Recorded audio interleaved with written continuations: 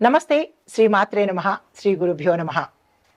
ఖగోళ శాస్త్రంలో రాసులకు, గ్రహాలకు విశేషమైన అవినాభావ సంబంధం ఉంది. గ్రహాల యొక్క చలనము, సంయోగము ఈ వీటి వల్ల ఈ రాసుల మీద ప్రభావంతో పాటు మనుషుల మీద ప్రభావము మనం ఎప్పుడూ చర్చించుకుంటున్నట్టుగా ఎప్పటికప్పుడు మార్పులు జరుగుతూ ఉంటాయి. ఒక గ్రహంతో ఇంకో గ్రహం కలవడము, ఆ గ్రహాల కలయిక, పాపగ్రహాలు, మంచి గ్రహాలు అంటే శుభగ్రహాలు, ఇలా వాటి యొక్క కలయిక వల్ల, సంయోగం వల్ల, మిశ్రమం వల్ల కూడా మనుషుల జీవితాల్లోనూ, రంగాల్లోనూ కూడా అంటే వారు పనిచేసే వృత్తుల్లోనూ, ఆరోగ్యం మీద, వ్యక్తిగతంగాను ఇలా ప్రతి దాని మీద మనకి ప్రభావాల్ని చూపుతూ ఉంటుంది. అయితే ఈ ఖగోళంలో ఈ రాసులతో పాటు ఈ గ్రహాలు కూడా కొన్ని కొన్ని మనకి రాజయోగాలు, మహారాజయోగాలు, తర్వాత ఇట్లాంటివి అంటే గజకేసరి యోగాలు, ఇలాంటి యోగాలను కలిగిస్తూ ఉంటాయి. అయితే ఈ యోగాలు కలగడం వెనకాల చాలా అర్థం ఉంటుంది. అంటే మహారాజ యోగాలు, ఈ రాజయోగాలు కలగడానికి గత జన్మ యొక్క కర్మ మీద కూడా ఆధారపడి ఉంటుంది. ఆ వ్యక్తి గత జన్మలో ఎటువంటి దోషాలు చేశాడు, ఎటువంటి పాపాలను తీసుకుంటున్నాడు, అంటే మనకి కొన్ని పాపాలుగా పాపాలు, శాపాలుని మనం తెలిసిందే కదా. అంటే కొన్ని కొన్ని శాపాల వల్ల, కొందరి శాపాల వల్ల, మనం చేసిన కొన్ని పాప కర్మల వల్ల ఈ రాజయోగాలు అనేవి ఏర్పడుతుంటాయి. అయితే ఈ రాజయోగాలను కలిగించడానికి కూడా ఆ వ్యక్తి ఏ రాశిలో జన్మిస్తున్నాడు, ఏ నక్షత్రంలో జన్మిస్తున్నాడు, ఏ లగ్నంలో జన్మిస్తున్నాడు అనే వాటిని బట్టి ఈ రాజయోగాలని వస్తాయన్నమాట. చాలా మంది అనుకుంటూ ఉంటారు, మాకు ఏ రాజయోగాలు కలగట్లేదు, మాకు ఏవి మంచి జరగట్లేదు అని చాలా మంది బాధపడుతూ ఉంటారు. అయితే మనకి కొన్ని కొన్ని అంటే గత జన్మలో చేసిన పాపాలు, దోషాలు, శాపాల వల్ల కొంత కర్మను ఈ జన్మలో కూడా మనం అనుభవించాలి. అది తెలుసుకుని అనుభవిస్తుంటే తొందరగా తగ్గిపోతూ ఉంటుంది. ఇంకా ఎక్కువగా చేసుకుంటూ పోతుంటే ఈ రాజయోగాలు, మహాయోగాలు మన దాకా వచ్చే పరిస్థితి అయితే కనపడదు. కాబట్టి ప్రతి ఒక్కరూ జాగ్రత్తతో, చెప్పిన పరిహారాలతో మీ మీ యొక్క గ్రహస్థితిని మార్చుకోండి. నేను అన్ని వివరంగా చెప్తాను. అర్థం కాకపోతే 1-2 సార్లు చూసి దాన్ని నోట్ చేసుకుని నిదానంగా చెప్తాను. నోట్ చేసుకుని ఆ ప్రయత్నం అంటే తగ్గించుకునే ప్రయత్నాన్ని తప్పనిసరిగా చేయండి. అందరికీ ఇప్పుడు నేను చెప్పబోయే మహాలక్ష్మీ నారాయణ రాజయోగము అందరికీ కలగాలని కోరుకుంటున్నాను.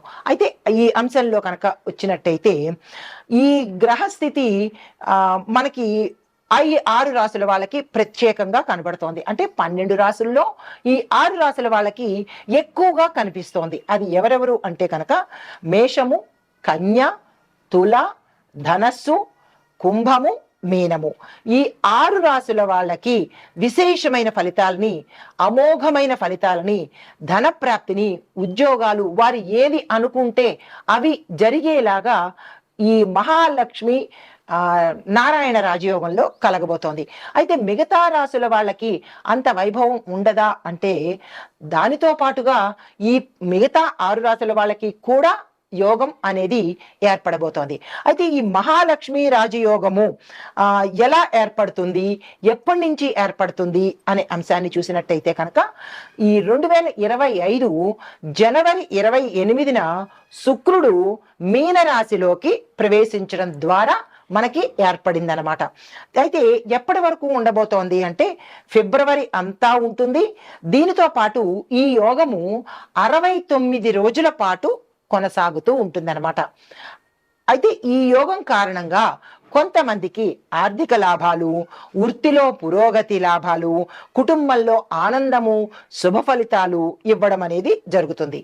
అయితే ఇందాక నేను ప్రస్తావించిన ఈ 6 రాసుల వాళ్ళతో పాటుగా మిగతా వాళ్ళకి కూడా ఇవ్వబోతున్నారు. అయితే చిన్నగా ఏమిటంటే ఈ 6 రాసుల వాళ్ళకి ముందుగా ఎలా ఉండబోతోంది అనే అంశాన్ని మనం చిన్నగా చర్చించుకుందాము. అయితే ఈ యోగ కారణంగా మేషరాశి వారికి ఈ సమయంలో అంటే ఈ 69 రోజుల పాటు సమయంలో డబ్బుకి కొదవ ఉండదు. భూమి మరియు వ్యాపారాల నుండి లాభాలు పొందే అవకాశము, అంటే రియల్ ఎస్టేట్ వాళ్ళు అన్నమాట. వ్యవసాయదారుడు, రియల్ ఎస్టేట్ వాళ్ళు విపరీతమైన లాభాలు పొందుతారు. తరువాత మిథున రాశిలోకి వచ్చిన వాళ్ళైతే కనుక వృత్తి విజయాలు సాధించి ఆశించిన ఉద్యోగ అవకాశాలు పొందుతారు. తర్వాత కర్కాటక రాశిలో వారికి ఆర్థిక పురోగతితో పాటుగా పెట్టుబడులు ఏవైనా పెట్టినట్టయితే, దేనిలోనైనా సరే పెట్టుబడులు పెట్టినట్టయితే విశేషమైన లాభాలను పొందే అవకాశం కనబడుతోంది. అయితే వ్యాపార విస్తరణలో కూడా అనుకూలమైన ఫలితాలను చూపించబోతున్నారు. కుంభరాశి వారి కనుక చూసినట్టయితే వీరికి ఉద్యోగాల్లో ప్రమోషన్స్, వ్యాపారంలో లాభాలు, దీంతో పాటుగా కుటుంబంలో కూడా మంచి పరిణామాలు సూచిస్తున్నాడు. అయితే మరొక విషయం ఏంటంటే, మీనరాశిలో, అంటే ఈ రాశిలోనే ఏర్పడుతోంది కాబట్టి మీనరాశిలో వాళ్ళకి ఆకస్మిక ధనలాభము, వృత్తిలో విజయాలు, కుటుంబంలో ఆనందమైన వాతావరణము, శుభకార్యాలు, శుభ ఫలితాలను ఇవ్వబోతున్నాడు. అంటే ఎవరెవరికి ఎలా ఇవ్వబోతున్నారు అనేది క్లుప్తంగా చెప్పాను. మరింత వివరంగా మళ్ళా ముందు వీడియోల్లో తెలియపరుస్తాను. అయితే ఈ రాశుల్లో ఉన్న వాళ్ళకి ప్రత్యేకమైన ఫలితాలు ఒక్కొక్క రంగానికి ఎలా ఉండబోతున్నాయి అనేవి సవివరంగా మీకు తెలియజేస్తాను. తదుపరి రాశి తులారాశి. ఈ తులారాశిలో ఉండే వారికి లక్ష్మీనారాయణ రాజయోగంలో ఎలాంటి ఫలితాలు అంటే, వృత్తి ఉద్యోగాల్లో చేసే వాళ్ళకి కోర్టు వ్యవహారాలు ఏవైనా పెండింగ్ పడిపోయి కొన్ని సంవత్సరాలుగా తేలకపోవడము, స్థిరచరాస్తులు కోర్టులోనే స్టక్ అయిపోవడము, లేదా మీ ఆస్తులు వేరే వాళ్ళు తీసేసుకోవడము, ఇలాంటివి ఏవైనా జరిగి ఉంటే కనుక వాటి మీద మీకు విజయం కలుగుతుంది, మీ పేరుకు వచ్చే అవకాశం కలుగుతుందన్నమాట. దీంతో పాటు అధికారిక నిర్ణయాలు మారిపోతూ ఉంటాయి. ఇన్నాళ్ళు మీ బాసులు కావచ్చు, మీ పై అధికారులు కావచ్చు, మీ మీద ఒక రకమైన అడ్వర్షన్ కానీ, లేదా ఇతనికి ఏమి పెంచకూడదు, లేదా ఈమెకి ఏమి పెంచకూడదు, ఒక రకమైన క్రికెట్ మైండ్తో ఉన్న వాళ్ళు ఆల్ ఆఫ్ సడన్ గా మీ పట్ల ఒక అనుబంధం పెరిగి మీకు మంచి చెయ్యాలి అనే ఆలోచన వారికి వస్తుందన్నమాట. ఎప్పుడైతే ఆ ఆలోచన వచ్చిందో మీకు ఫాస్ట్ గా మీరు గుర్తించగలిగినటువంటి మార్పులు మీ జీవితంలో ఈ సమయంలో జరిగే అవకాశం గోచరిస్తోంది. అయితే వ్యాపార పరంగా చూసినట్టయితే చాలా లాభాలు వచ్చే అవకాశం ఉంది.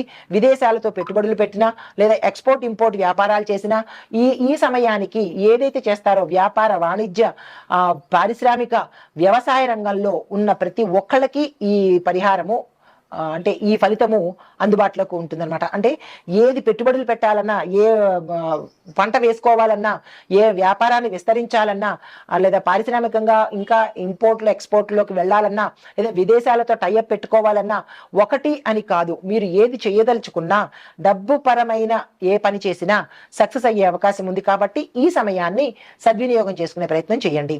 అయితే కుటుంబ పరంగా చూసినట్టయితే శుభకార్యాలు చేస్తారు. ఆకస్మికంగా అలా సడన్ గా మీకు సంబంధాలు కుదరడము, మీరు ఎక్స్పెక్ట్ చెయ్యని శుభకార్యాలు చేయడము, క్షేత్ర దర్శనం చేసుకోవడము, తర్వాత లాటరీలు కొనుక్కునే వాళ్ళు లాటరీలు కొనుక్కోవడానికి మంచి అవకాశము, ఏదైనా డబ్బుకు సంబంధించినటువంటి ఏది చేసినా సక్సెస్ అయ్యే అవకాశం కనబడుతోంది. తర్వాత ప్రేమ సంబంధాలు, ఎవరైతే లవర్స్ ఉంటారు కదా, వాళ్ళ ప్రేమ సంబంధాలు పెద్దలు యాక్సెప్ట్ చేయడము, వారికి వివాహం చేయడము, ఈ ఇంటి వారు ఆ ఇంటి వారు కూడా సత్సంబంధాలు కలిగి మిమ్మల్ని యాక్సెప్ట్ చేసే పరిస్థితి గోచరిస్తోంది. కాబట్టి కుటుంబాల్ని మెరుగుపరిచే ప్రయత్నం తప్పనిసరిగా చేసుకోండి. అయితే ఆరోగ్యపరంగా చూసినట్టయితే తలకి సంబంధించినటువంటి, ఒత్తిడికి సంబంధించినటువంటి రుగ్మతలు వచ్చే అవకాశము చాలా ఎక్కువగా కనపడుతోంది. జాగ్రత్తలు తప్పనిసరిగా తీసుకోండి.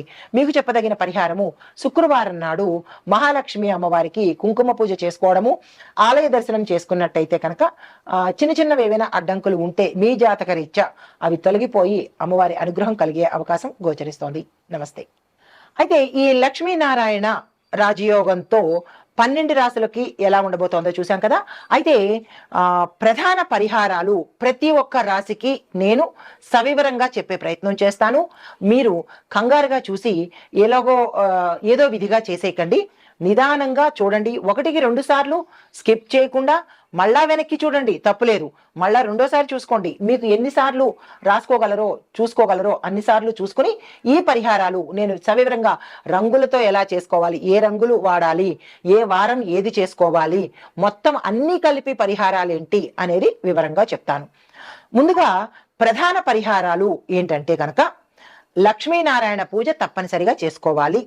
గురువారము లేదా శుక్రవారం రోజు మహావిష్ణు మహాలక్ష్మి అమ్మవారిని తప్పనిసరిగా పూజ చేసుకోవాలి. ఒక చిన్న మంత్రం కూడా చెప్తున్నాను, ఆ మంత్రాన్ని విధిగా మీరు తప్పనిసరిగా చేసుకోండి. ఓం లక్ష్మీ నారాయణాయ నమః అనే ఈ మంత్రాన్ని 108 సార్లు తప్పనిసరిగా జపించుకోండి ఈ 69 రోజుల పాటు, ప్రతి గురు శుక్రవారాలు. తరువాత దత్తాత్రేయ స్వామి వారి పూజ చేయించుకోండి.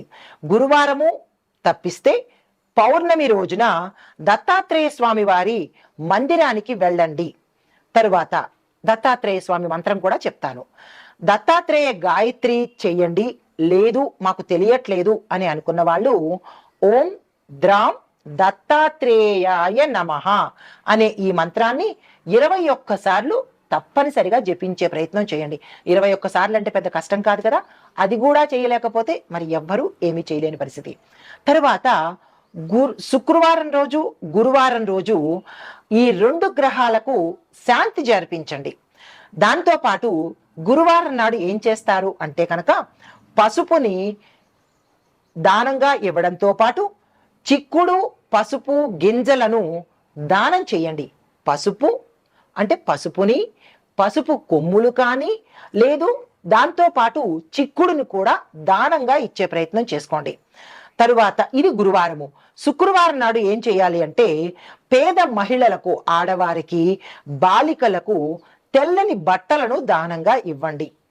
సువర్ణము లేదా వెండి బొట్టు, బంగారం బొట్టు కానీ లేదా వెండి బొట్టు కానీ సమర్థత ఉన్నవాళ్ళు దానం చేసినట్టయితే మనకున్న దోషాలు పోయి మహాలక్ష్మి అమ్మవారి యోగం కలిగే అవకాశం కనబడుతుంది. తరువాత గోసేవ చేసుకోండి. శుక్రవారము సోమవారము గోవులకు గడ్డి పెట్టడము, పాలు దానం చేసుకోవటము, తరువాత ఆహారం కోసం డబ్బులు ఇవ్వడం కానీ లేదా ఆహారాన్ని మీరు సమర్పించడం కానీ చెయ్యాలి. అప్పుడు లక్ష్మీ అమ్మవారు చాలా సంతోషిస్తుంది. తరువాత మరొక దానం గుర్తు చేసుకోండి. అంటే ప్రతి ఒక్క పాయింట్ జాగ్రత్తగా నోట్ చేసుకోండి. నవధాన్య దానము అంటే ఈ యోగ సమయంలో ధనలాభం కోసము నవధాన్యాలు అంటే 9 రకాల గింజలను దానంగా ఇచ్చినట్టయితే ఉత్తమోత్తమైన పరిహారము. అంటే ఈ పరిహారాలన్నీ ఉత్తమమైనవే. మనకి డబ్బులు కావాలి అన్నప్పుడు దానికి తగ్గ పరిహారం చేసుకోవాలి కదా. ఊరికే డబ్బులు ఎవరికి రావు కదా. కాబట్టి తప్పనిసరిగా పరిహారాలు చేసుకోండి. దీనితో పాటుగా దీపదానము చేసుకోండి. ప్రతి శనివారము అమావాస్య రోజు అంటే ఈ 69 రోజుల పాటు మీరు చేయవలసినవి చెప్తున్నాను. ప్రతి శనివారము ప్రతి అమావాస్య రోజు తిలలు అంటే నల్ల నువ్వులను దీపం వెలిగించి ఆ దీపాన్ని దానంగా ఇవ్వండి. దానితో పాటు మీరు మీ జాతకంలో శని దోషాలు ఉంటే కూడా తప్పిపోయే అవకాశం కనబడుతోంది. తరువాత తులసి మొక్క దగ్గర, ప్రతి ఇంట్లోనూ తులసి ఉంటుంది కాబట్టి తులసి మొక్క దగ్గర దీపాన్ని తప్పనిసరిగా వెలిగించడం అనేది అలవాటు చేసుకోండి. సాయంత్రం సమయం కానీ ఉదయం సమయంలో కానీ దీపాన్ని వెలిగించండి. దీనితో పాటుగా విష్ణు సహస్రనామ పారాయణ నోటికొచ్చిన వాళ్ళు చదవండి. నోటికి రాదు అని అనుకున్న వాళ్ళు ప్రతిరోజు లేదా అంటే ప్రతి గురువారము శుక్రవారము తప్పనిసరిగా విష్ణు సహస్రనామ పారాయణ చెయ్యండి లేదా వినండి. చదవగలిగిన వాళ్ళు వినడం చేస్తే మాత్రం తప్పిదము. నోరు తిరగని వాళ్ళకి మాత్రమే వినడం అనేది చెప్పబడింది. గణపతి పూజ అంటే ఈ పై చెప్పిన వాటన్నిటితో పాటుగా గణపతి పూజ ఏ రాశి వాళ్ళైనా సరే విద్య, ఉద్యోగం, వ్యాపారము మాకు బాగా కావాలి అని అనుకున్న వాళ్ళు ప్రతి బుధవారము గణపతి ఆలయ దర్శనం చేసుకుని గణపతికి మీ యథాశక్తి పూజ చేసుకోండి. ఒక చిన్న మంత్రం కూడా మీకోసం చెప్తున్నాను. ఓం గం గణపతయే నమః అనే ఈ మంత్రాన్ని 108 సార్లు తప్పనిసరిగా స్వామివారి ముందు చదవండి. అయితే ఇవి పరిహారాలు. తరువాత రంగుల ఆధారంగా చెప్పబడిన పరిహారాలు. తెలుపు, పసుపు, బంగారు రంగు వస్త్రాలను తప్పనిసరిగా ఈ 69 రోజుల పాటు ధరించండి. ఆర్థిక సౌభాగ్యము వస్తుంది. అంటే డబ్బు విచ్చలవిడిగా ఎక్కువగా వచ్చే అవకాశము. ఈ వస్త్రాలు ఎవరికి ఇష్టము అంటే మహాలక్ష్మి అమ్మవారికి, నారాయణమూర్తికి ఇష్టం కాబట్టి తప్పనిసరిగా ఈ రంగు వస్త్రాలను ధరించే ప్రయత్నం చేసుకోండి. తరువాత కృష్ణ నీలము అంటాము, అంటే నలుపు రంగు నీలం రంగుకి దూరంగా ఉండే ప్రయత్నం చేయండి. సాధ్యమైనంత వరకు ఈ 2 రంగులు దూరం పెట్టండి. ఆర్థిక నష్టాలను తెచ్చిపెడుతుంది. నలుపు రంగు బాగుంటుంది, నేను చాలా తెల్లగా అందంగా కనబడతాను అని అనుకుంటే డబ్బు వద్దు అనుకోండి. లేదు డబ్బు కావాలి అని అనుకుంటే ఇది వద్దు అనుకోండి. అది మీ ఇష్టము. అయితే గులాబీ ఆకుపచ్చ రంగులు మాత్రము అనుకూలమైన ఫలితాలు కావాలి అని అనుకున్న వాళ్ళు శుక్రవారము బుధవారం రోజు చాలా జాగ్రత్తగా గుర్తుపెట్టుకోండి. 1కి 2 సార్లు రాసుకునే ప్రయత్నం చేయండి. గులాబీ ఆకుపచ్చ రంగులు బుధ శుక్రవారం నాడు, ఆకుపచ్చ రంగు బుధవారము, గులాబీ రంగు శుక్రవారము ధరించి కనుక మీరు ఏ ప్రయత్నం చేసినా, ఎక్కడికి వెళ్ళినా, ఏ నిర్ణయం తీసుకున్నా చక్కని ఫలితాలను అన్నీ కలిపిన ఆర్థికపరమైన ఫలితాలను పొందే అవకాశం కనబడుతోంది. ఇవి చాలా కష్టపడి మీకోసం తీసుకున్నాను. అయితే ఇవి రంగులకి సంబంధించిన పరిహారాలు. తరువాత గ్రహాలు శాంతి చేయించాలి కదా. గ్రహాలకి ఎలాంటి శాంతి అంటే గురువారం నాడు గురుగ్రహ శాంతి. దానికి ఏం చెయ్యాలి అంటే కనుక పసుపు బ్రాహ్మణులకు దానం ఇచ్చుకోండి. బృహస్పతి మంత్రం చెప్తాను, అంటే బుధుడికి అంటే గురుకు సంబంధించినటువంటి మంత్రం చెప్తాను, తప్పనిసరిగా రాసుకునే ప్రయత్నం చేయండి. ఓం గుం గురవే నమః అనే ఈ మంత్రాన్ని 108 సార్లు తప్పనిసరిగా చదవవలసినదే. ఇందులో నో డిస్కౌంట్. అయితే ఈ అంటే ఎద్దులకు, ఆవులకు, లేదా అంటే మీ ఇంటి ముందు ఉన్న పశుపక్షాదులకు ఆహారాన్ని పెట్టండి, లేదా ధాన్యాన్ని ఇవ్వండి. ఇలా చేయడం వల్ల ఉత్తమమైన ఫలితాలు పొందుతారు. ఇది గురుగ్రహానికి సంబంధించి. తరువాత శుక్రగ్రహానికి సంబంధించినటువంటి పరిహారము గోసేవ తప్పనిసరిగా చేయండి. గోధూళి సమయాన్ని గౌరవించడం నేర్చుకోండి. అంటే ఆ సమయంలో ధూపదీపాలు పెట్టుకోవడము, ఇల్లుని శుభ్రంగా ఉంచుకోవడము, హారత్ అంటే అగరబత్తి వెలిగించడం, యథాశక్తి కర్పూరం వెలిగించడము, ఇలా మీ ఏదైతే మీకు అందుబాటులో ఉంటుందో అది తప్పనిసరిగా చేసుకోండి. గోధూళి సమయం అంటే మనకి సంధ్యా సమయము, ప్రదోష కాలము. ఈ సమయాన్ని కొంత సమయమైనా సరే దేవధ్యానంలో గడిపే ప్రయత్నం చేసుకోండి. తరువాత వెండి ఆభరణాలు ఎక్కువగా ధరించడం వల్ల శుక్రుడు యొక్క శక్తిని పెంచుకునే అవకాశం కనబడుతుంది. ఈ శుక్రశక్తి ఎప్పుడైతే పెరిగిందో డబ్బులో కానీ, అందంలో కానీ, దాంపత్యంలో కానీ, ప్రేమలో కానీ అన్ని విధాల శుక్రుడు ఇవ్వంది ఏమిటి? వాక్చాతుర్యము, తేజస్సు, సంపద, తరువాత దేహ దారుఢ్యము, ఇలా అన్ని శుక్రుడు ఇస్తాడు. కాబట్టి ఈ ప్రయత్నం తప్పనిసరిగా చేసుకోండి. అయితే శుక్ర గాయత్రి మంత్రం కూడా చెప్తాను, చదువుకునే ప్రయత్నం చేయండి. ఓం శుక్రాయ నమః. చాలా చిన్ని మంత్రం కదా, దీన్ని కూడా చదవలేను అంటే ఎవ్వరు ఏమీ చేయలేని పరిస్థితి. ఓం శుక్రాయ నమః అనే మంత్రాన్ని 108 సార్లు తప్పనిసరిగా చదివే ప్రయత్నం చేసుకోండి. ఇవి గ్రహాలకు సంబంధించి. అయితే మరొక ప్రత్యామ్నాయం ఏంటి అంటే కనుక వారం వారము ప్రత్యేక పరిహారాలు మీకోసం తీసుకొస్తున్నాను. సోమవారం నాడు ఏం చేసుకోవాలి? శివుడికి అభిషేకం చేయండి, తెల్లని వస్త్రాలు ధరించండి. మంగళవారం నాడు హనుమంతుడికి నివేదన, మీ శక్తి కొద్దీ నివేదన సమర్పించండి. దానితో పాటు చెరుకు రసము లేదా బెల్లము ప్రసాదంగా స్వామివారికి సమర్పించండి ప్రతి మంగళవారం, గుర్తుపెట్టుకోండి. బుధవారం నాడు గణేష్ పూజ చేసుకోండి. ఆకుపచ్చ రంగు వస్త్రాలను మాత్రమే ధరించండి. ఓకే.